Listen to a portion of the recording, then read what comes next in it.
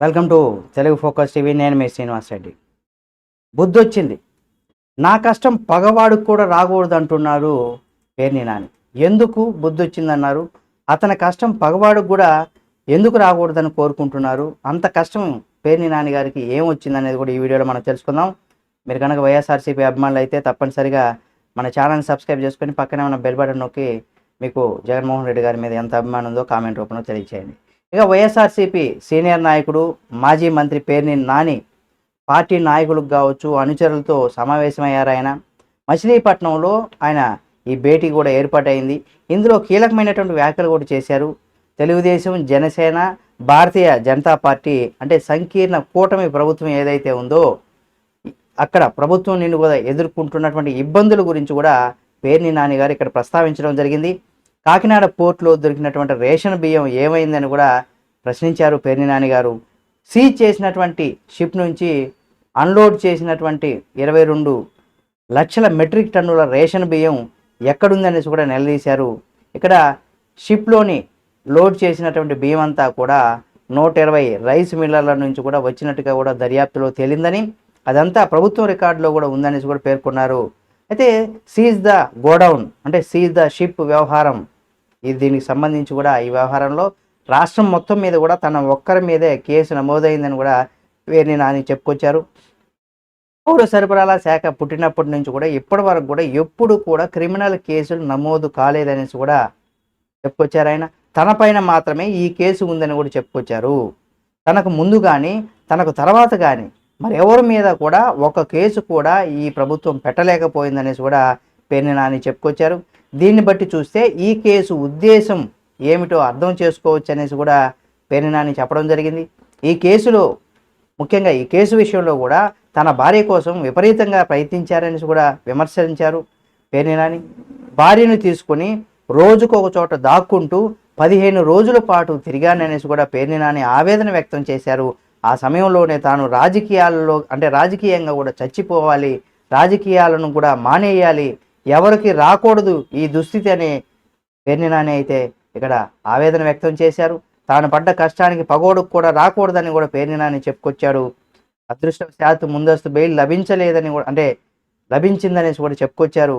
అయితే బెయిల్ వచ్చాక కూడా వదలలేదని జనవరి 1వ తేదీన తన భార్యను పోలీస్ స్టేషన్కు పిలిపించి సిఐ ఇష్టం వచ్చినట్టు కూడా మాట్లాడారని కూడా వాపోయారు. రోజులు వాళ్ళవని, ఒక వాతకు 10 వాతలు పెట్టే రోజులు ఖచ్చితంగా వస్తుందని పేర్ని నాని ఒక ధీమాను కూడా వ్యక్తం చేశారు. కుటుంబాన్ని దృష్టిలో ఉంచుకొని భార్యకు బెయిల్ వచ్చేంత వరకు కూడా మాట్లాడొద్దని సన్నిహితులు చెప్పినటువంటి సలహాల ఆధారంగానే తను కొద్ది రోజుల పాటు సైలెంట్ అయ్యానని కూడా పేర్ని నాని చెప్పుకొచ్చారు. తన మౌనాన్ని టీడీపీ వాళ్ళు ఇక్కడ దుష్ప్రచారం చేశారని కూడా విమర్శలు చేశారు. గోడౌన్లో భార్య పేరు అంటే గోడౌన్లన్నీ కూడా భార్య పేరు ఉందని, తన పైన కేసుల వ్యవహారంలో కూడా ఇంట్లో ఆడవాళ్ళను కూడా ఇరికించడం వల్ల ఏమీ మాట్లాడలేకపోయాననేసి కూడా పేర్ని నాని చెప్పుకొచ్చారు. రాజకీయాల్లో ఉన్నప్పుడు భార్య కానీ ఇంట్లో ఆడవాళ్ళ మీద కానీ ఎటువంటి ఆస్తులు పెట్టకూడదని తనకు బుద్ధి వచ్చిందనేసి కూడా పేర్ని నాని వ్యాఖ్యలు చేయడం జరిగింది. పుట్టినప్పటి నుంచి ఇప్పటి వరకు కూడా ₹1 కూడా పాపపు సొమ్మును తీసుకోలేదని కూడా పేర్ని నాని చెప్పుకొచ్చారు. స్వార్థం కోసం అధికారాన్ని ఉపయోగించి ఏ పని చేయించుకోలేదని కూడా చెప్పుకొచ్చారు.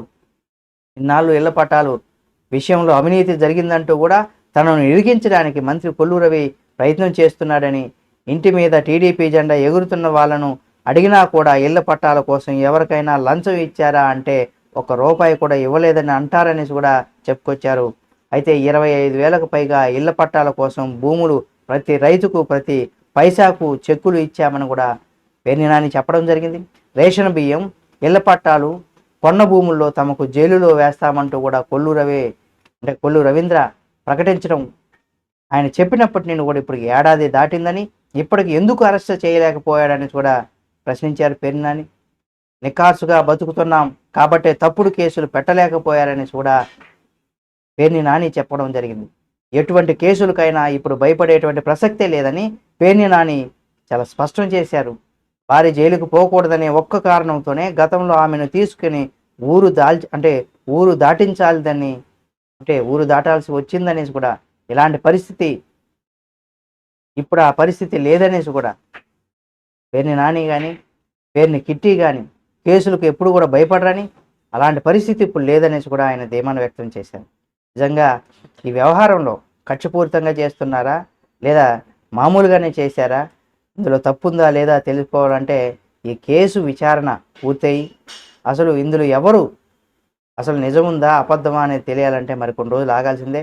అసలు మీరేమనుకుంటున్నారు? పేర్ని నాని గారు, ఆయన సతీమణి గారు ఈ కేసులో అక్రమంగా బియ్యం ఇలా ఇవి చేశారని, రవాణా చేశారని, అమ్ముకున్నారనే దానికి సంబంధించి మీరేమనుకుంటున్నారనేది ఒక కామెంట్ రూపంలో తెలియచేయండి. మరిన్ని వీడియోల కోసం మన Telugu focus TV channel subscribe చేసుకొని పక్కనే ఉన్న బెల్ బటన్ నొక్కడం మాత్రం మర్చిపోకండి.